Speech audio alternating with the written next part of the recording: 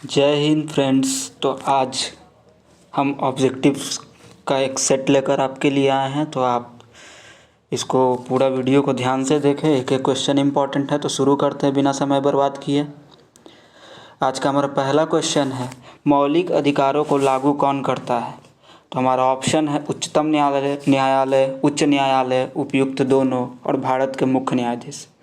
तो देखिए दोस्तों, हमारे देश में मौलिक अधिकारों को जो है उच्चतम न्यायालय और उच्च न्यायालय, ये दोनों जो है संयुक्त रूप से जो है लागू कर सकते हैं। तो यहाँ पे आपका आंसर जो हो जाएगा वो ऑप्शन 3 हो जाएगा, तो आप ध्यान रखेंगे। बढ़ते हैं अपने अगले क्वेश्चन की ओर। निम्नलिखित में कौन सा मानव विकास सूचकांक में शामिल नहीं है? तो यह क्वेश्चन जो है MPPSC में देखा गया है 2008 में। तो आप यहाँ से देख सकते हैं, जीवन प्रत्याशा, वास्तविक प्रति व्यक्ति आय, सामाजिक असमानता और प्रौढ़ साक्षरता। तो कौन शामिल नहीं है दोस्तों? तो प्रौढ़ साक्षरता को जो है शामिल नहीं किया जाता है मानव विकास सूचकांक को ज्ञात करने में। अपने अगले क्वेश्चन की ओर बढ़ते हैं।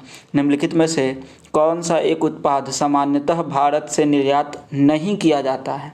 तो देखिए, हम लोग गेहूं का भी निर्यात करते हैं, चावल का भी निर्यात करते हैं और चीनी का भी निर्यात करते हैं। निर्यात नहीं करते हैं तो हम लोग दालों का निर्यात जो है जनरली नहीं करते हैं दोस्तों। तो आप लोग ध्यान रखेंगे, हम लोग दालों का निर्यात नहीं करते हैं। बढ़ते हैं अपने अगले क्वेश्चन की ओर। हमारा अगला क्वेश्चन है, इतिहास की झलक के रचयिता कौन है?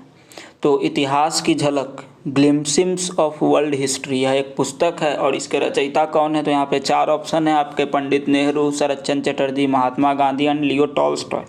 तो इसके रचयिता कौन है? पंडित नेहरू की यह बहुत ही प्रसिद्ध किताब है, तो आप लोग ध्यान रखेंगे। बहुत सारे एग्जामों में ये क्वेश्चन देखने को मिला है कई बार, तो आने वाले भी एग्जामों के लिए काफ़ी इंपॉर्टेंट है। बढ़ते हैं अपने नेक्स्ट क्वेश्चन की ओर। निम्नलिखित में से कौन रूपांतरित चट्टान का उदाहरण नहीं है? तो हमारे पास ऑप्शन में है संगमरमर, स्फटिक, स्लेट और ग्रेनाइट। तो देखिए, संगमरमर भी होता है रूपांतरित चट्टान, स्फटिक भी है, स्लेट भी है, ग्रेनाइट जो है हमारा रूपांतरित चट्टान नहीं है। अब बात करते हैं रूपांतरित चट्टानों की, तो ये बनते कैसे हैं? तो इनका निर्माण जो दोस्तों है ये आग्नेय चट्टानों से होता है, आग्नेय चट्टानों से इनका निर्माण होता है, तो ये आप ध्यान रखेंगे। बढ़ते हैं अपने अगले क्वेश्चन की ओर। किस अनुच्छेद के अंतर्गत नियंत्रक एवं महालेखा परीक्षक की नियुक्ति की जाती है? तो अनुच्छेद 148 के अंतर्गत जो है नियंत्रक एवं महालेखा परीक्षक की नियुक्ति की जाती है। Controller and auditor general of India, CAG भी इसे हम बोलते हैं, कैग आपने सुना होगा। और इनका कार्यकाल कितना होता है? तो इनका कार्यकाल 6 वर्ष तक होता है या 65 वर्ष की उम्र होने तक होता है। और इनकी नियुक्ति किनके द्वारा की जाती है? तो इनकी नियुक्ति जो है राष्ट्रपति के द्वारा की जाती है, तो ये आप ध्यान रखेंगे, president of India, president of India के द्वारा की जाती है इनकी नियुक्ति। और बढ़ते हैं अपने कुछ और भी जान लेते हैं। इनसे रिलेटेड एक और क्वेश्चन आता है कि कैग जो है यह इनका बेसिकली काम क्या होता है? तो कैग का काम सार्वजनिक जो धन होता है इसका संरक्षक इनको कहा जाता है।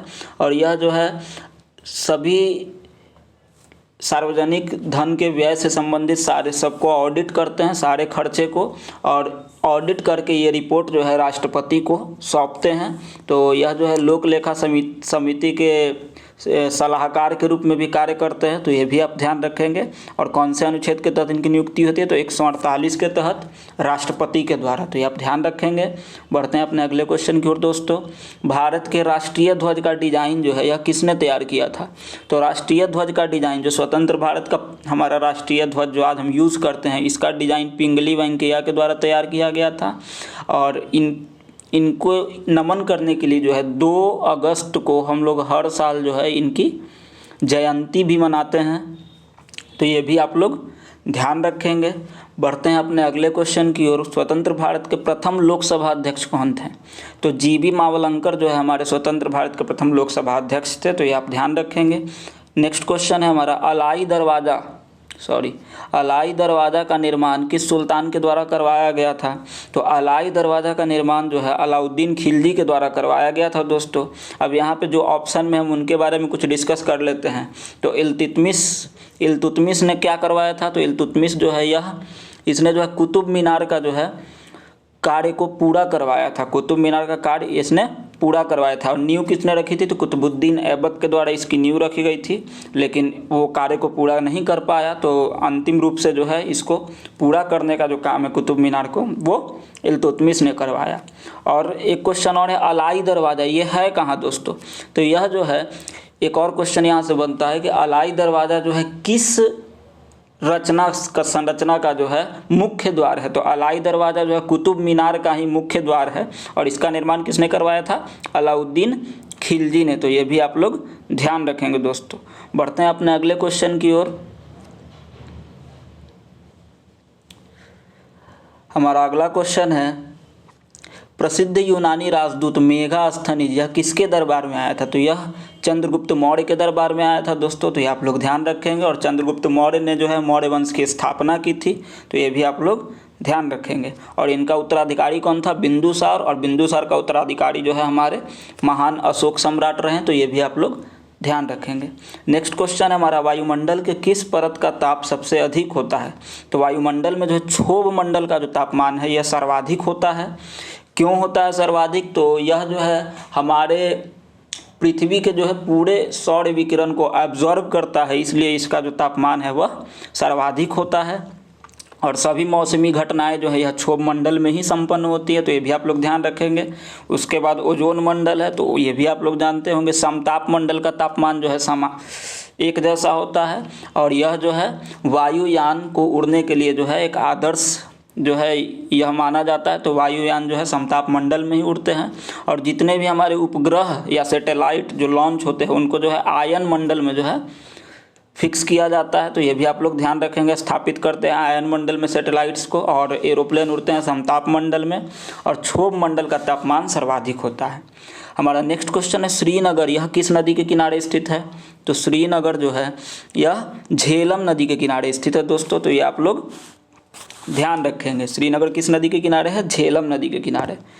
और यहाँ से एक और क्वेश्चन बन जाता है कि श्रीनगर यह जो है हमारे जम्मू कश्मीर और सिंधु जल समझौता में सिंधु जल तंत्र की जो प्रमुख 6 नदियां हैं उसका हिस्सा है। तो एक क्वेश्चन एग्जाम में ऐसे बनता है कि सिंधु जल तंत्र में जितनी भी नदियां हैं उसको ऊपर से नीचे, उत्तर से दक्षिण क्रम में जो है आप लिखिए। तो पहला नदी कौन सा है? तो पहला नदी है सिंधु, दूसरा है झेलम, तीसरा है चिनाब, और चौथा क्या है? तो रावी, पांचवा है व्यास, और छठा है सतलज। सतलज की सहायक नदी है व्यास। तो ये आप लोग ध्यान रखेंगे। ये 6 नदियाँ जो हैं ये सिंधु जल तंत्र का हिस्सा है, और श्रीनगर हमारा झेलम नदी के किनारे स्थित है दोस्तों। तो आप लोग ध्यान रखेंगे। जो भी एक्स्ट्रा फैक्ट्स मैं आपको बताता हूँ इसको आप नोट कर सकते हैं। अगर रिलेट करके आप पढ़ते हैं तो आपको ये सारी चीज़ें याद रहेंगी दोस्तों। तो इसी तरीके से अगर आप पढ़ेंगे तो आपको बहुत सारी चीज़ें याद होंगी रिलेट कर करके। हमारा अगला क्वेश्चन है, मूल अधिकारों का संबंध किस भाग से है? तो मूल अधिकारों का संबंध जो है संविधान के भाग 3 से है दोस्तों। अब एक और क्वेश्चन बनता है कि मूल अधिकार किस अनुच्छेद में वर्णित है? तो 12 से 35 तक जो है मूल अधिकारों का वर्णन है दोस्तों। तो ये आप लोग ध्यान रखेंगे। अब भाग 4 की बात करें तो भाग 4 में क्या है? तो भाग 4 में हमारा नीति निर्देशक तत्व है, तो ये भी आप लोग ध्यान रखेंगे। 36 से 51 तक अनुच्छेद में। भाग 4 क में क्या है? तो भाग 4 क में है हमारा मूल कर्तव्य, 51 क अनुच्छेद संख्या हो गई आपकी। और भाग 5 में क्या है? देखिए जनरली 3-4 तो ये सबको याद रहता है। भाग 5 में क्या है? तो भाग 5 में संघीय कार्यपालिका का वर्णन है, अनुच्छेद 52 से 151 तक। तो ये आप लोग ध्यान रखेंगे, अनुच्छेद 52 से 151 तक। तो ये आप लोग ध्यान रखेंगे। नेक्स्ट क्वेश्चन हमारा, किस स्थान पर जी का मान सर्वाधिक होता है? तो अगर आपने साइंस को डिटेल में पढ़ा होगा दोस्तों, तो जी का मान जो होता है यह कहाँ पे सर्वाधिक होता है? तो यह जो है ध्रुवों पे सर्वाधिक होता है और भूमध्य रेखा पर सबसे कम होता है। तो यहाँ पे आपको कौन सा ऑप्शन लग रहा है? पहला है माउंट एवरेस्ट की चोटी, नहीं हो सकता है। भूमध्य रेखा, तो यहाँ पे तो सबसे कम होगा। कुतुब मीनार, यहाँ भी नहीं होगा। अंटार्कटिका का कैंप, अंटार्कटिका जो है हमारा ये दक्षिणी ध्रुव पर स्थित है, और यहाँ इसका कैंप जो है तो ये बिल्कुल एग्जैक्ट पोल के आसपास होता है। तो यहाँ पे आंसर हमारा ये हो जाएगा दोस्तों, अंटार्कटिका के कैंप पर जो है जी का मान सर्वाधिक होगा। हमारा नेक्स्ट क्वेश्चन है, किस इतिहासकार ने शाहजहां के शासनकाल को मुगल काल का स्वर्ण युग कहा गया? तो सबसे बेसिक क्वेश्चन तो यही बनता है कि शाहजहां के कार्यकाल को जो है स्वर्ण युग कहा जाता है, मुगल काल का। अब किसके द्वारा यह कहा गया है? तो यह कहा गया है A.L. श्रीवास्तव, ये एक इतिहासकार थे, इनके द्वारा यह कहा गया है कि शाहजहाँ का शासनकाल जो है स्वर्ण युग था मुगल काल का। अब शाहजहाँ के बारे में बात कर लेते हैं। तो शाहजहाँ ने जो है ताजमहल बनवाया, लाल किला का निर्माण करवाया, बहुत सारे जो है इन्होंने चीज़ें स्थापित की, तो इनके बारे में आप जान सकते हैं। बढ़ते हैं अपने अगले क्वेश्चन की ओर दोस्तों। शाहजहाँ की बेटी थी जहाँ आरा, जिन्होंने जो है आगरा में मोती मस्जिद का, जामा मस्जिद का निर्माण करवाया। और दिल्ली में जामा मस्जिद का निर्माण किसने करवाया? तो शाहजहाँ ने करवाया दोस्तों। ठीक है, तो ये भी आप लोग ध्यान रखेंगे। और शाहजहाँ ने जो है अपनी राजधानी कहाँ से कहाँ स्थापित की? तो आगरा से दिल्ली इन्होंने जो है अपनी राजधानी स्थापित की, तो ये भी आप लोग ध्यान रखेंगे। बढ़ते हैं अपने अगले क्वेश्चन की ओर। हमारा नेक्स्ट क्वेश्चन है, लोकसभा एवं राज्यसभा की शक्तियाँ समान होती हैं? चयन करना है हमको, कहाँ कहाँ लोकसभा और राज्यसभा की शक्तियाँ समान होती हैं। तो पहला ऑप्शन है राष्ट्रपति के निर्वाचन के संबंध में, यहाँ एक जैसा होगा। उपराष्ट्रपति के निर्वाचन के संबंध में यहाँ भी एक जैसा होगा। और राष्ट्रपति के विरुद्ध महाभियोग के संबंध में तो यहाँ भी एक जैसा होगा। तो हमारा आंसर हो जाएगा उपयुक्त सभी। भक्ति आंदोलन का प्रारंभ किसके द्वारा किया गया था दोस्तों? तो यहाँ पे ऑप्शन है हमारे सूफी संत अलवर नयनार संत, सूरदास और तुलसीदास। तो कौन होगा? तो अलवर नयनार संतों के द्वारा जो है भक्ति आंदोलन का प्रारंभ हुआ था। और भक्ति आंदोलन का प्रारंभ हमारे देश के किस क्षेत्र से हुआ था? तो मुख्यतः दक्षिणी क्षेत्र से हुआ था, तो ये भी आप लोग ध्यान रखेंगे। नेक्स्ट क्वेश्चन हमारा, राष्ट्रीय फिल्म पुरस्कार की शुरुआत कब से हुई थी? तो मैंने अभी आपको जो है रिसेंटली एक वीडियो बनाया था फिल्म फेयर पुरस्कार से रिलेटेड, तो उसमें भी मैंने बताया था कि राष्ट्रीय फिल्म पुरस्कारों की शुरुआत 1954 से हुई थी। और फिल्म फेयर अवार्ड की भी शुरुआत 1954 से हुई थी। तो अगर आपने वीडियो नहीं देखा है तो वीडियो को आप जाकर यहाँ मैं डिस्क्रिप्शन में उसका लिंक दे दूंगा, वीडियो को देख सकते हैं। बढ़ते हैं अपने अगले क्वेश्चन की ओर। हड़प्पावासी किस वस्तु के उत्पादन में अग्रणी थे? तो यहाँ पे है ऑप्शन में मुद्राएं, कांसे के औजार, कपास और गेहूँ और जौ। तो हड़प्पावासी मुख्यतः जो है कपास के उत्पादन में अग्रणी थे। इनका ये जो है सर्वाधिक जो है कपास का उत्पादन करते थे, तो आप लोग ध्यान रखेंगे। हड़प्पा सभ्यता के अंतर्गत हल से जोते गए खेतों का साक्ष्य कहाँ मिला है? तो हड़प्पा सभ्यता के अंतर्गत जो है हल से जोते गए खेतों का साक्ष्य जो है कालीबंगन में मिला है। कालीबंगन अभी ये वर्तमान में हमारे किस राज्य किस क्षेत्र में पड़ता है? तो यह राजस्थान में पड़ता है दोस्तों। और लोथल की बात करें तो लोथल क्या है? तो यहाँ जो है पतन नगर जो है हड़प्पा सभ्यता का पाया गया था, जिसको हम लोग बंदरगाह कहते हैं। और मोहनजोदड़ो का अर्थ क्या होता है? तो मोहनजोदड़ो का अर्थ मृतकों का टीला है, तो ये भी आप लोग जान सकते हैं दोस्तों। बढ़ते हैं अपने अगले क्वेश्चन की ओर। बिहार महान धार्मिक केंद्र रहा है, इनमें से किसका बिहार महान धार्मिक केंद्र रहा है? तो पहला ऑप्शन है सिखों का, दूसरा बौद्धों का, तीसरा जैनों का, चौथा विकल्प है 1 और 2, मतलब सिखों और बौद्धों दोनों का। देखिए पांचवा विकल्प, सॉरी मैंने यहाँ गलत लिख दिया है, यहाँ इनमें से सभी होगा दोस्तों, इनमें से सभी, तो इनमें से सभी, तो पांचवा विकल्प ये होगा, ये सभी जो है से बिहार जो है संबंधित रहा है, तो ये आप लोग ध्यान रखेंगे। नेक्स्ट क्वेश्चन है हमारा, किस अधिनियम के द्वारा भारत के गवर्नर जनरल को अध्यादेश जारी करने की शक्ति प्रदान की गई? तो कौन सा अधिनियम था दोस्तों, याद कीजिए आप लोग। तो यहाँ पे जो है कौन सा अधिवेशन होगा? भारत परिषद अधिनियम 1861 होना चाहिए। 1861 के भारत परिषद अधिनियम में जो है गवर्नर जनरल को अध्यादेश जारी करने की शक्ति प्रदान की गई। और इस अध्यादेश की बाध्यता कितने दिन तक रहती थी? तो 6 महीने तक रहती थी दोस्तों, 6 मंथ। ठीक, तो आप लोग ध्यान रखेंगे 6 महीने तक होती थी।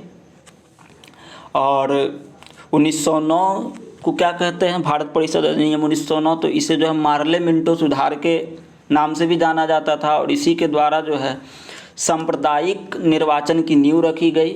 और आप लोग जान सकते हैं 1892 का किस लिए जाना जाता है? तो अब 1892 के अधिनियम के तहत अप्रत्यक्ष चुनाव प्रणाली की शुरुआत हुई थी, तो ये भी आप लोग ध्यान रखिएगा। एक एक क्वेश्चन इंपॉर्टेंट है दोस्तों, और मैं ऑप्शन से आपको इसलिए रिलेट करता हूँ ताकि आपको जो है ईजिली याद रहे। तो यहाँ 1861 गवर्नर जनरल को अध्यादेश जारी करना, 1892 अप्रत्यक्ष चुनाव प्रणाली की शुरुआत हुई थी, और 1909 मार्ले मिंटो सुधार या सांप्रदायिक निर्वाचन की नींव रखी गई। तो यहाँ लॉर्ड मिंटो को जो है सांप्रदायिक निर्वाचन का जनक भी कहा जाता है, तो ये भी आप लोग ध्यान रखेंगे। भारत का इथोपिया किसे कहा जाता है, हमारा अगला क्वेश्चन है। तो मध्य प्रदेश को जो है हम लोग क्या कहते हैं, भारत का इथोपिया कहते हैं। क्यों? क्योंकि यहाँ पे सबसे निम्न कुपोषण स्तर है दोस्तों हमारे देश में, मध्य प्रदेश में, तो इसीलिए जो है इसे भारत का इथोपिया कहते हैं। नेक्स्ट क्वेश्चन है हमारा, कर संरचना से संबंधित सुधारों के लिए गठित की गई समिति कौन थी? जिसने जो है अप्रत्यक्ष और प्रत्यक्ष कर प्रणाली में सुधार किया, तो यह समिति थी चलैया समिति। चलैया समिति ने जो है कर संरचना के सुधार से संबंधित है। तो ये सब क्वेश्चंस एग्जाम में इजीली देखने को मिलते हैं, बीपीएससी और बिहार के सभी एग्जामों में या किसी भी स्टेट पीसीएस के एग्जाम में सब क्वेश्चन इजीली आपको मिलेंगे, तो आप लोग ध्यान रखिएगा। अब यहाँ पे कुछ ऑप्शन में हमारी समितियाँ हैं। नरसिम्हन समिति, तो इसका संबंध किससे था? तो नरसिम्हन समिति का संबंध जो है बैंकिंग सुधारों से था, तो ये आप लोग ध्यान रखेंगे, बैंकिंग सुधारों से था। ठीक है, बैंकिंग सुधारों से, ठीक। और नेक्स्ट है केलकर समिति, तो यह भी जो है करों से संबंधित है दोस्तों। और गॉडगिल समिति का संबंध किससे है? यह भी बहुत इंपॉर्टेंट क्वेश्चन है। तो गॉडगिल समिति का संबंध जो है पश्चिमी घाट के संरक्षण से यह संबंधित है। जैव विविधता और पारिस्थितिक तंत्रों का आकलन जो है इस समिति के द्वारा किया गया था और सीमांकन किया गया था कि किस किस क्षेत्र को जो है संरक्षण प्रदान करना चाहिए पश्चिमी घाट में, तो ये भी आप लोग ध्यान रखेंगे। बढ़ते हैं अपने अगले क्वेश्चन की ओर। हमारा नेक्स्ट क्वेश्चन है, निम्नलिखित में से कौन सौरमंडल का भाग नहीं है? तो हमारा यहाँ पे क्षुद्र ग्रह है, धूमकेतु है, ग्रह है, निहारिका है। तो यहाँ पे ये भी होता है पार्ट, ये भी होता है, ये भी होता है। कौन नहीं होता? निहारिका जो है दोस्तों नहीं होता है, सौरमंडल का पार्ट निहारिका नहीं होता है, तो ये आप लोग ध्यान रखेंगे। विश्व का दूसरा सबसे बड़ा महाद्वीप कौन है दोस्तों? सबसे बड़ा तो एशिया है, दूसरा सबसे बड़ा, तो दूसरा सबसे बड़ा महाद्वीप अफ्रीका है, तो ये आप लोग ध्यान रखेंगे दोस्तों। और तीसरा सबसे बड़ा अगर मैं बात करूँ एक तरीके से, अगर आप पूरा बता दें अगर क्षेत्रफल की दृष्टि से कि 1 से 7 महाद्वीपों में कौन कौन है, तो पहला की मैं बात करता हूँ तो एशिया है, दूसरे नंबर पे अफ्रीका है, तीसरा उत्तरी अमेरिका और चौथा दक्षिणी अमेरिका है। पाँचवें नंबर पे हमारा आ जाता है, पाँचवें नंबर पे हमारा आ जाता है दोस्तों यूरोप। छठे नंबर पे हमारा आ जाता है, पाँचवें नंबर पे हमारा अंटार्कटिका आता है, छठे नंबर पे हो जाता है यूरोप और सातवें नंबर पे सबसे छोटा हो जाता है ऑस्ट्रेलिया। तो ये भी आप लोग ध्यान रखेंगे। सबसे छोटा कौन सा है? ऑस्ट्रेलिया। दूसरा सबसे छोटा कौन सा है? तो यूरोप, सर्वाधिक नगरीकृत महाद्वीप। ठीक है, तो ये भी आप लोग ध्यान रखेंगे। और दूसरा सबसे बड़ा महाद्वीप अफ्रीका। नेक्स्ट क्वेश्चन हमारा पाइका, यह किस राज्य का लोक नृत्य है दोस्तों? तो यह जो है झारखंड राज्य का लोक नृत्य है, तो ये भी आप लोग ध्यान रखेंगे। राजस्थान में घूमर प्रचलित है, उड़ीसा में उड़िया, तो ये सब आप लोग ध्यान रखेंगे दोस्तों। बढ़ते हैं अपने अगले क्वेश्चन की ओर। प्राचीन भारत में निम्नलिखित में से कौन सी लिपि दाएं से बाईं ओर लिखी जाती थी? यहाँ गलत लिखा गया है, बाईं ओर होगा। मैं लिख देता हूँ यहाँ बाईं ओर, तो दाएं से बाएं लिखी जाती थी। इसमें खरोष्ठी लिपि को जो हम लोग दाएं से बाएं लिखते थे दोस्तों, तो ये भी आप लोग ध्यान रखेंगे। और एक है ब्राह्मणी लिपि, यह भी प्राचीन लिपि है। तो ब्राह्मणी लिपि को जो है सबसे पहले पढ़ने का प्रयास किसने किया था? तो जेम्स प्रिंसेप के द्वारा जो है ब्राह्मणी लिपि को पढ़ा गया था, तो ये भी आप लोग ध्यान रखेंगे। देवनागरी, तो ये हमारी हिंदी से संबंधित लिपि है, ये भी आपको पता होना चाहिए। नेक्स्ट है हमारा वॉलीबॉल के प्रत्येक टीम में कितने खिलाड़ी होते हैं? तो वॉलीबॉल के प्रत्येक टीम में दोस्तों 6 खिलाड़ी होते हैं, तो ये आप लोग ध्यान रखेंगे। और बात करते हैं पोलो की, तो पोलो में 4 होते हैं, बास्केटबॉल में 5 होते हैं, तो ये आप लोग ध्यान रखेंगे।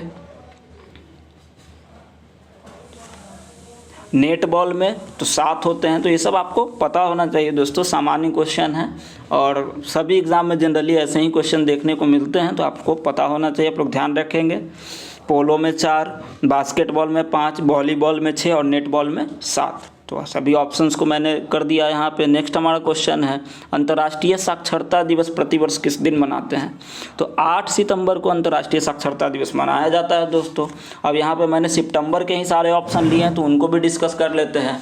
5 सितंबर को हम लोग शिक्षक दिवस मनाते हैं, 16 सितंबर को विश्व ओजोन दिवस मनाया जाता है और 21 सितंबर को अंतर्राष्ट्रीय शांति एवं अहिंसा दिवस मनाते हैं दोस्तों। तो इसी के साथ हमारा क्वेश्चन आज का कंप्लीट होता है। और आप लोग वीडियो अगर आपको अच्छा लगा हो तो वीडियो को आप लाइक करिए, शेयर करिए, चैनल को सब्सक्राइब करिए। वीडियो देखने के लिए आप सभी का धन्यवाद। जय हिंद दोस्तों, मिलते हैं अपने अगले वीडियो में।